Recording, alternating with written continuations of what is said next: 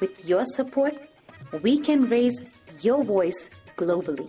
उन्होंने पगड़ी issue no बिल्कुल मतलब कि फ्रांस से राष्ट्रपति के सामने लेके आया ही नहीं है. With your support, we can address those issues that no other media talks about. जो हाल अकालियां ने बादल क्या ने इन्हां ने सिੱਖੀ दिया ते बेड़ा गर्क कीता है. With your support, we can bring you breaking news from around the world. It's about consulting our allies and having a dialogue. These lessons, as I stated, was learned while working with our coalition partners. With your support, we can educate and inform everyone about who Sikhs are and connect our youth to Sikhi. And it's just, representative of a culture that's all about peace. Support your TV channel and help us take your voices to everyone around the world for every human rights issue. United Sikhs ਜਥੇਬੰਦੀ ਨੇ French ਅਤੇ European courts ਦੇ ਨਾਲ-ਨਾਲ United Nations Human Rights Committee ਦਾ ਦਰਵਾਜ਼ਾ ਵੀ ਖੜਕਾਇਆ. All of this is only possible with your generous donations. Continue your support to us and let's go further together. To donate today, please log on to our website www.tv84.tv and donate via PayPal on our website, or you can mail us your donations to TV84 36-01 37th Avenue, Long Island City, New York 11101.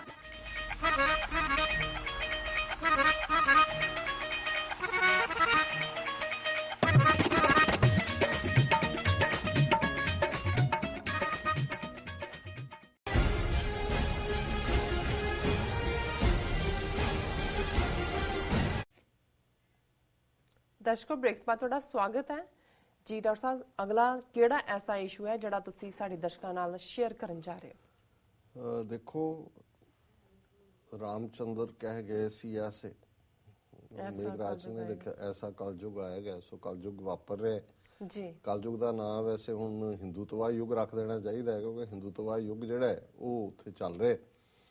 ਔਰ ਅਫਸੋਸ ਇਸ ਗੱਲ ਦਾ ਹੈ ਕਿ ਇੱਕ ਪਾਸੇ ਘੱਟ ਗਿਣਤੀਆਂ ਦੇ ਨਾਲ ਤਾਂ ਜੋ ਫਿਰ ਇਸ ਹਿੰਦੂਤਵਾ ਯੁੱਗ 'ਚ ਹੋ ਰਿਹਾ ਉਹ ਤਾਂ ਹੋਣਾ ਹੀ ਸੀ ਕਿਉਂਕਿ ਉਹਨਾਂ ਦੀ 90-95 ਸਾਲ ਦੀ RSS ਦੀ ਨੀਤੀ ਸੀ ਜੀ।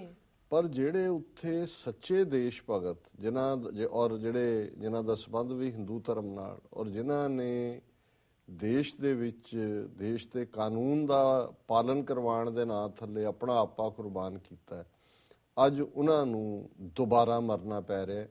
ਪਹਿਲੀ ਵਾਰੀ ਉਹ ਮਰੇ ਆਪਣੇ ਆਪ ਦੇ ਨਾਲ, ਉਹਨਾਂ ਨੇ ਇਨਸਾਫ ਕੀਤਾ, ਉਹਨਾਂ ਨੂੰ ਲੋਕਾਂ ਨੇ ਵੀ ਸ਼ਹੀਦ ਐਲਾਨਿਆ, ਸਰਕਾਰ ਦੀ ਵੀ ਮਜਬੂਰੀ ਸੀ ਪਰ ਅੱਜ ਉਹ ਦੁਬਾਰਾ ਮਰੇ ਔਰ ਉਸ ਮਰਨ 'ਚ ਉਹਨਾਂ ਦੀ ਸ਼ਹੀਦੀ ਦੀ ਗੱਲ ਖੋ ਕੇ ਉਹਨਾਂ ਨੂੰ ਟ੍ਰੇਟਰ ਬਣਾ ਦਿੱਤਾ ਗਿਆ, ਗੱਦਾਰ ਬਣਾ ਦਿੱਤਾ ਗਿਆ। ਔਰ ਜਿਹੜਾ ਕੇਸ ਅਕਸਰ ਅਸੀਂ ਉਸ ਦਾ ਜ਼ਿਕਰ ਕਰਦੇ ਰਹੇ ਕਿ ਕਿਵੇਂ ਜੋ ਕੁਛ ਮਾਲੇਗਾਓਂ ਦੇ ਵਿੱਚ ਹੋਇਆ ਸੀ 2008 ਸਤੰਬਰ ਦੇ ਮਹੀਨੇ, ਜਿਹਦੇ 'ਚ 4 ਬੇਗੁਨਾਹ ਲੋਕ ਮਾਰੇ ਗਏ, 70 ਦੇ ਕਰੀਬ ਜ਼ਖਮੀ ਹੋਏ ਜੀ। ਔਰ ਉਸ ਵੇਲੇ ਮਿਸਟਰ ਹਿਮੰਤ ਕਾਰਕਰੇ ਜਿਹੜੇ ਕਿ ਐਂਟਾਈ ਦਹਿਸ਼ਤਗਰਦੀ ਸੈੱਲ ਦੇ ਹੈੱਡ ਸੀ ਮਹਾਰਾਸ਼ਟਰ ਦੇ ਵਿੱਚ, ਉਹਨਾਂ ਨੇ ਕਿਉਂਕਿ ਮੁੱਢਲੇ ਦਿਨਾਂ ਦੇ ਵਿੱਚ ਤਾਂ ਐਸਾ ਕੁਛ ਵੀ ਕਿਤੇ ਵਾਪਰਦਾ ਸੀ ਤੇ ਉਸ ਨੂੰ ਪਾਕਿਸਤਾਨ ਦੇ ਖਾਤੇ 'ਚ ISI, ਲਸ਼ਕਰ ਤਾਇਬਾ, ਕੋਈ ਹਿਜ਼ਬੁਲ, ਕੋਈ ਇੱਧਰ ਉੱਧਰ ਇੱਦਾਂ ਦੇ ਖਤਰਨਾਕ ਨਾਂ ਉਹ ਦੇ ਦਿੰਦੇ ਸੀ। ਭਾਰਤ 'ਚ ਦੇਣਾ ਹੋਏ ਤੇ ਸਿੰਮੀ ਨਾਂ ਦੀ ਇੱਕ ਆਰਗੇਨਾਈਜੇਸ਼ਨ ਦਾ ਜ਼ਿਕਰ ਕਰਦੇ ਸੀ ਜਾਂ ਕੋਈ ਹੋਰ ਜਿਹੜੇ ਇਹਨਾਂ ਦੀਆਂ ਆਪਣੀਆਂ ਹੀ ਕ੍ਰੀਏਟ ਕੀਤੀਆਂ ਹੋਈਆਂ ਨੇ। ਲੇਕਿਨ ਹਿਮੰਤ ਕਾਰਕਰੇ ਨੇ ਬੜੀ ਇਮਾਨਦਾਰੀ ਦੇ ਨਾਲ ਜਦੋਂ ਇਸ ਕੇਸ ਨੂੰ ਦੇਖਿਆ ਤੇ ਉਸ ਦੀਆਂ ਅਸਲੀ ਪਰਤਾਂ ਖੋਲ੍ਹੀਆਂ ਤੇ ਫਿਰ ਇਹ ਗੱਲ ਸਾਹਮਣੇ ਆਈ ਕਿ ਕਿਵੇਂ ਇਹ ਸਾਰਾ ਟੈਰਰ ਅਭਿਨਵ ਭਾਰਤ ਦੇ ਜਿਹੜੀ ਗਰੁੱਪ ਹੈ RSS ਦੀ ਇੱਕ ਬ੍ਰਾਂਚ ਹੈ 60-70 ਆਰਗੇਨਾਈਜੇਸ਼ਨਾਂ 'ਚੋਂ ਜੀ, ਉਸ ਦਾ ਕਾਰ ਹੈ। ਔਰ ਜਿਉਂ-ਜਿਉਂ ਉਸ ਨੇ ਡੀਪਰ ਜਾ ਕੇ ਐਵੀਡੈਂਸ ਦੇਖਿਆ ਤੇ ਫਿਰ ਕਰਨਲ ਪ੍ਰਸਾਦ ਪ੍ਰੋਤ ਜਿਹੜਾ ਸਰਵਿੰਗ ਕਰਨਲ ਸੀ ਆਰਮੀ ਇੰਟੈਲੀਜੈਂਸ ਦੇ ਵਿੱਚ, ਫਿਰ ਸਾਧਵੀ ਪ੍ਰਗਿਆ ਜਿਹਨੂੰ ਸਾਧਵੀ ਸਿੰਘ ਠਾਕੁਰ ਪ੍ਰਗਿਆ ਵੀ ਲਿਖਿਆ ਉਹ, ਔਰ ਫਿਰ ਜਦੋਂ ਸੈਲਫ ਕਨਫੈਸ਼ਨ ਦੀ ਗੱਲ ਆਈ ਅਸੀਮਾਨੰਦ, ਔਰ ਫਿਰ ਗੱਲ ਇਕੱਲੀ ਮਾਲੇਗਾਓਂ ਤੱਕ ਨਹੀਂ ਰੁਕੀ, ਇਸ ਦੀ ਲਪੇਟ ਦੇ ਵਿੱਚ ਫਿਰ ਅਜਮੇਰ ਸ਼ਰੀਫ ਦੇ ਬੰਬ ਧਮਾਕੇ, ਸਮਝੌਤਾ ਐਕਸਪ੍ਰੈਸ ਦੇ, ਮੈਕਾ ਮਸੀਤ हैदराबाद ਦੇ ਵਿੱਚ, ਇਹ ਸਾਰਿਆਂ ਦੀਆਂ ਹੀ ਜਿਹੜੀਆਂ ਨੇ ਅਲਟੀਮੇਟਲੀ ਜੜ੍ਹਾਂ ਅਭਿਨਵ ਭਾਰਤ ਔਰ ਜਿਹੜਾ ਹਿੰਦੂਤਵੀ ਟੈਰਰ ਦੇ ਥੱਲੇ ਆਇਆ। ਔਰ ਪਹਿਲੀ ਵਾਰ ਜਿਹੜਾ ਇਹ ਟਰਮ ਪਾਰਲੀਮੈਂਟ ਦੇ ਵਿੱਚ ਉਸ ਵੇਲੇ ਦੀ ਹੋਮ ਮਿਨਿਸਟਰ ਨੇ ਇਸਤੇਮਾਲ ਕੀਤੀ, ਜਿਹਦੇ 'ਚ ਉਹਨੇ ਇਸ ਨੂੰ ਸੈਫਰਨ ਟੈਰਰ ਕਿਹਾ, ਭਗਵਾ ਦਹਿਸ਼ਤਗਰਦੀ। ਹਿੰਦੂਤਵਾ ਕਹਿਣ ਤੋਂ ਫਿਰ ਵੀ, ਲੇਕਿਨ ਮੀਡੀਆ ਔਰ ਦੂਸਰਿਆਂ ਨੇ ਇਸ ਨੂੰ ਜਿਹੜਾ ਉਹ ਇਸ ਹਿੰਦੂਤਵੀ ਦਹਿਸ਼ਤਗਰਦੀ ਦੇ ਨਾਲ ਪੁਕਾਰਨਾ ਸ਼ੁਰੂ ਕੀਤਾ। ਇਹ ਗੱਲ 2008 ਦੀ ਹੈ, ਹਿਮੰਤ ਕਾਰਕਰੇ, ਕਿਉਂਕਿ ਅੱਗੋਂ ਇਸ ਦੀਆਂ ਜੜ੍ਹਾਂ ਕਿੱਥੇ ਤੱਕ ਜਾਣੀਆਂ ਸੀ ਇਸ ਤੋਂ ਪਹਿਲਾਂ ਹੀ ਫਿਰ ਜਿਹੜਾ ਮੁੰਬਈ ਦਹਿਸ਼ਤਗਰਦ ਹਮਲਾ ਹੋਇਆ ਜੀ, ਉਹਦੀ ਆੜ 'ਚ ਉਹਨਾਂ ਨੇ ਹਿਮੰਤ ਕਾਰਕਰੇ ਨੂੰ, ਜਿਹੜੇ ਉਹਦੀ ਪੂਰੀ ਟੀਮ ਸੀ, ਆਲਮੋਸਟ 3-4 ਜਿਹੜੇ ਨੇ ਕਿਸੇ ਹੋਰ ਪਾਸੇ ਸੱਦ ਕੇ ਉਹਨਾਂ ਨੂੰ ਐਲੀਮੀਨੇਟ ਕਰ ਦਿੱਤਾ, ਮਾਰ ਦਿੱਤਾ। ਔਰ ਇਹ ਕਿਹਾ ਗਿਆ ਕਿ ਜੀ ਉਹ ਦਹਿਸ਼ਤਗਰਦ ਜਿਹੜੇ ਨੇ, ਹਾਲਾਂਕਿ ਦਹਿਸ਼ਤਗਰਦੀ ਦੀਆਂ ਘਟਨਾਵਾਂ ਕਿਤੇ ਹੋਰ ਹੋ ਰਹੀਆਂ ਸੀ, ਜਿੱਥੇ ਉਹਨੂੰ ਸੱਦਿਆ ਗਿਆ ਔਰ ਮਾਰਿਆ ਗਿਆ ਉਹ ਆਪੋਜ਼ਿਟ ਸੀ। ਲੇਕਿਨ ਇਹ ਜ਼ਾਹਰ ਸੀ ਕਿ ਜੇ ਸਰਵਿੰਗ ਕਰਨਲ ਇੰਡੀਅਨ ਇੰਟੈਲੀਜੈਂਸ ਦਾ ਇਨਵੋਲਵ ਸੀ ਤਾਂ ਜ਼ਾਹਰ ਹੈ ਕਿ ਵੀ ਇੰਟੈਲੀਜੈਂਸ ਬਿਊਰੋ ਦਾ ਕੰਮ ਹੈ। ਔਰ ਇਸ ਬਾਰੇ ਬੜੇ ਵੇਰਵੇ ਨਾਲ ਹੂ ਕਿਲਡ ਕਾਰਕਰੇ, ਜਿਹੜਾ ਮਹਾਰਾਸ਼ਟਰ ਦਾ ਹੀ ਡਾਇਰੈਕਟਰ ਜਨਰਲ ਪੁਲਿਸ ਰਿਟਾਇਰ ਹੋਇਆ ਮਿਸਟਰ ਮੁਸ਼ਰਫ, ਉਸ ਨੇ ਜਿਹੜਾ ਉਹ ਲਿਖਿਆ ਕਿਤਾਬ ਦੇ ਵਿੱਚ। ਹੁਣ 2014 ਨੇ ਸਿਨੇਰੀਓ ਬਦਲ ਦਿੱਤਾ, ਕਿਉਂਕਿ ਇਸ ਦਾ ਬਹੁਤ ਕੁਛ ਜਿਹੜਾ ਉਸ ਹਿਮੰਤ ਕਾਰਕਰੇ ਦੀ ਰਿਸਰਚ ਦੇ ਨਾਲ ਬਦਲਦਾ ਸੀ। ਪਾਕਿਸਤਾਨ ਨੂੰ ਜਿਹੜਾ ਬਲੇਮ ਕੀਤਾ ਜਾਂਦਾ ਸੀ, ਜਿਹੜੀ ਸਮਝੌਤਾ ਐਕਸਪ੍ਰੈਸ, ਉਹਦੀ ਤਾਂ ਮਾਰੇ ਹੀ ਪਾਕਿਸਤਾਨੀ ਗਏ 70 ਦੇ ਕਰੀਬ ਜੀ। ਸੋ ਇਹਦੇ 'ਚ ਜ਼ਾਹਰ ਹੋ ਗਿਆ ਕਿ ਵੀ ਇਹ ਜਿਹੜਾ ਸਾਰਾ ਹੀ ਦਹਿਸ਼ਤਗਰਦੀ ਦਾ ਧੁਰ ਹੈ ਉਹ ਪਾਕਿਸਤਾਨ 'ਚ ਨਹੀਂ ਹੈ, ਉਹ ਭਾਰਤ 'ਚ ਹੈ। ਭਾਰਤ ਦੇ ਵਿੱਚ ਵੀ ਉਹਨਾਂ ਦੀਆਂ ਆਪਣੀਆਂ ਏਜੰਸੀਆਂ 'ਚ ਹੈ, ਏਜੰਸੀਆਂ 'ਚ ਵੀ ਉਹਨਾਂ ਦੀ ਈਵਨ ਮਿਲਟਰੀ ਇੰਟੈਲੀਜੈਂਸ ਵੀ ਇਨਵੋਲਵ ਹੈ। ਔਰ ਸਰਵਿੰਗ ਕਰਨਲ, ਔਰ ਕਿਵੇਂ RDX ਦਵਾਇਆ ਗਿਆ, ਉਸ 'ਚੋਂ ਕਿਵੇਂ ਭੇਜਿਆ ਗਿਆ। ਹੁਣ ਇਹਨਾਂ ਲਈ ਇਹ ਬੜਾ ਜ਼ਰੂਰੀ ਸੀ। ਸਭ ਨੂੰ ਸਜ਼ਾ ਹੋਈ। ਸਾਧਵੀ ਪ੍ਰਗਿਆ ਜਿਹੜੀ ਮੋਦੀ ਦੀ ਬੜੀ ਨੇੜੇ ਸੀ, ਉਸ ਨੂੰ ਜਿਹੜੀ ਹੈ ਉਮਰ ਕੈਦ ਹੋਈ, ਉਹਨੂੰ ਫਾਂਸੀ ਸਜ਼ਾਏ ਮੌਤ ਹੋਈ। ਇਹਨਾਂ ਨੇ ਉਹਦੀ ਉਮਰ ਕੈਦ ਬਣਾਈ। ਅਸੀਮਾ ਆਨੰਦ ਨੇ ਕਨਫੈਸ਼ਨ ਕਰ ਲਈ। ਕਰਨਲ ਪ੍ਰੋਤ ਦੀ ਖਬਰ ਹੀ ਕਾਫੀ ਦੇਰ ਨਹੀਂ ਆਈ ਵੀ ਉਹਦਾ ਕੀ ਹੋਇਆ। ਲੇਕਿਨ ਹੁਣ 2014 ਨੇ ਸਭ ਕੁਝ ਪਲਟ ਦਿੱਤਾ ਹੈ। ਔਰ ਜਿਸ ਤਰੀਕੇ ਨਾਲ ਇਹਨਾਂ ਨੇ, ਅਸੀਂ ਤਾਂ ਨਵੰਬਰ 84 ਜਾਂ ਦੂਸਰਿਆਂ ਦੇ ਇਨਸਾਫ ਦੀ ਗੱਲ ਕਰਦੇ ਹਾਂ, ਉਹਦੇ ਲਈ ਤਾਂ ਕਾਂਗਰਸ ਔਰ BJP ਰਲੇ ਹੀ ਹੋਏ ਨੇ। ਪਰ ਇਸ ਮਾਮਲੇ 'ਚ ਜਿਹਦੇ 'ਚ ਕਿ NIA ਨੈਸ਼ਨਲ ਇਨਵੈਸਟੀਗੇਟਿਵ ਏਜੰਸੀ ਸਿੱਧੇ ਤੌਰ ਤੇ ਇਨਵੋਲਵ ਸੀ ਜੀ, ਉਸ ਨੂੰ ਉਹਨਾਂ ਨੇ ਕਿਵੇਂ ਬਦਲਿਆ, ਕਿਵੇਂ ਦਬਾਅ ਪਾ ਕੇ ਪਹਿਲਾਂ ਉਹਨਾਂ ਦੀ ਇੱਕ ਆਫੀਸ਼ੀਅਲ ਬੀਬੀ ਨੂੰ ਕਿਹਾ ਕਿ ਗੋ ਸੌਫਟ ਔਨ ਦੈਮ। ਮੈਂ ਜਦੋਂ ਇਹ ਨਿਊਜ਼ ਪੜਾਂਗਾ ਉਸ 'ਚ ਉਹਦਾ ਵੀ ਵੇਰਵਾ ਹੈ। ਔਰ ਉਹਨੇ ਜਦੋਂ ਪ੍ਰੋਟੈਸਟ ਕੀਤਾ ਉਹਨੂੰ ਆਪਣੇ ਉਸ ਤੋਂ ਰਿਮੂਵ ਕਰ ਦਿੱਤਾ। ਔਰ ਹੁਣ ਇਹਨਾਂ ਨੇ ਸਾਰਿਆਂ ਨੂੰ ਹੀ ਜਿਹੜਾ ਇਸ 'ਚੋਂ ਇਹ ਕਹਿ ਕੇ ਕਿ ਵੀ ਨਹੀਂ ਕੋਈ ਐਵੀਡੈਂਸ ਨਹੀਂ। ਔਰ ਜਿਹੜਾ ਹਿਮੰਤ ਕਾਰਕਰੇ ਹੀਰੋ ਸੀ ਉਹ ਸਾਰੇ ਦਾ, ਉਹਨੂੰ ਇਹਨਾਂ ਨੇ ਟ੍ਰੇਟਰ ਬਣਾ ਕੇ ਇਹਨਾਂ ਨੇ ਕਿਹਾ ਕਿ ਜੀ ਉਹਦੀ ਜਿਹੜੀ ਇਨਵੈਸਟੀਗੇਸ਼ਨ ਸੀ ਉਹ ਫਰਾਡ ਸੀ, ਉਹ ਗਲਤੀ ਸੀ। ਔਰ ਉਹਨੇ ਜਿਹੜਾ ਜਾਣ ਬੁੱਝ ਕੇ ਇਹਨਾਂ ਨੂੰ ਝੂਠੇ ਫਸਾਇਆ।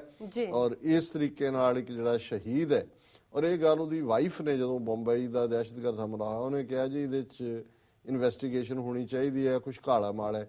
ਲੇਕਿਨ ਉਹ ਵਿਚਾਰੀ ਵੀ ਕੈਂਸਰ ਦੇ ਨਾਲ ਮਰ ਗਈ ਜਾਂ ਮਾਰ ਦਿੱਤਾ ਉਹਨੂੰ ਵੀ, ਕਿ ਵੀ ਇਹ ਬੋਲਦੀ ਰਹੇਗੀ ਔਰ ਲੋਕਾਂ 'ਚ ਇੱਕ ਸ਼ਹੀਦ ਦੀ। ਹੁਣ ਮਰਨ ਤੋਂ ਬਾਅਦ ਉਸ ਨੂੰ ਜਿਹੜਾ ਟ੍ਰੇਟਰ ਬਣਾ ਦੇਣਾ ਔਰ ਇਹ ਸਾਰੇ ਆਫ ਦਾ ਹੁੱਕ ਕਰਨੇ। ਔਰ ਇਸ ਦਾ ਹੈਡਲਾਈਨ ਇਸ ਸਟੋਰੀ ਦਾ ਇਹ ਹੈ ਕਿ martyr Hemant Karkare has been killed twice, once by 26/11 Pakistani terrorist, now by our own. ਕਿ ਬਈ ਇਹ 2 ਵਾਰ ਹਿਮੰਤ ਕਾਰਕਰੇ ਮਰਿਆ। ਇੱਕ ਵਾਰੀ ਦਹਿਸ਼ਤਗਰਦ ਹਮਲੇ ਨੇ, ਦਹਿਸ਼ਤਗਰਦਾਂ ਨੇ ਮਾਰਿਆ, ਔਰ ਦੂਸਰੀ ਵਾਰੀ ਆਪਣਿਆਂ ਨੇ ਮਾਰਿਆ ਜੀ। ਔਰ ਉਹਨਾਂ ਨੇ ਕਿਹਾ ਵੀ NIA national investigative agency as expected watered down the Malegaon blast case by dropping serious charges of terror against individuals associated with what came to be known as Hindutva terror। ਦਰਸ਼ਕ ਹਿਮੰਤ ਕਾਰਕਰੇ ਦੀ ਪਿਕਚਰ ਸਕਰੀਨ ਤੇ ਦੇਖ ਰਹੇ ਨੇ। In a stunning development, the NIA has now reportedly dropped charges against Sadhvi Pragya, a former Akhil Bharatiya Vidyarthi Parishad leader and key accused in the Malegaon blast। ਕਿ ਜਿਹੜੀ ਮੁੱਖ ਦੋਸ਼ੀ ਸੀ ਔਰ ਅਭਿਨਵ ਭਾਰਤੀ ਤਾਂ ਉਹਨਾਂ ਦਾ ਫਰੰਟ ਸੀ, ਉਸ ਤੋਂ ਪਹਿਲਾਂ ਇਹਦਾ ਸਬੰਧ ਅਖਿਲ ਭਾਰਤੀ ਵਿਦਿਆਰਥੀ ਪਰਿਸ਼ਦ ਨਾਲ ਵੀ ਰਿਹਾ। Agency as reported by several media reports has decided not to name Sadhvi Pragya Singh Thakur as an accused in its charge sheet to be filled in Mumbai court on Friday to be filed in Mumbai court on Friday. This will mean that the prime accused Sadhvi will see an early release from jail. Already jail ch hai ho कि ਉਹਦੀ ਰਿਹਾਈ ਹੋ ਜਾਏਗੀ. NIA charge sheet, it's expected, will blame the former Maharashtra ATS chief Hemant Karkare for carrying out flawed investigations. The NIA, according to Indian Express, will even go to the extent of accusing Karkare, who died in 26/11 terror attacks, of fabricating evidence against Colonel Prashad Proth, another key accused, and recording witness statements under duress. क्या जी ये दबाव पा के उन्हें बयान लए ने और ये बिल्कुल यानी ਉਹਨੂੰ ट्रेटर बना के इन्होंने मार ਦਿੱਤਾ ਜੀ ਹੁਣ ਇਸ ਤੋਂ ਪਹਿਲਾਂ ਜਿਹੜੀ NIA ਦੀ ਜਿਹੜੀ ਇਹ ਯੂ ਟਰਨ ਆਈ ਹੈ ਇਹਦੇ ਬਾਰੇ ਹੈ ਕਿ ਇਸ 4 ਮਾਰੇ ਗਏ ਸੀ, 79 ਜ਼ਖਮੀ ਹੋਏ ਸੀ September 2008 ਚ। ਔਰ ਜਿਹੜੀ special public prosecutor Rohini Salian last year alleged that she was asked to go soft against the accused such as Sadhvi and Proth after the Narendra Modi government assumed power in May 2014. Salian was removed from her post in October 2015.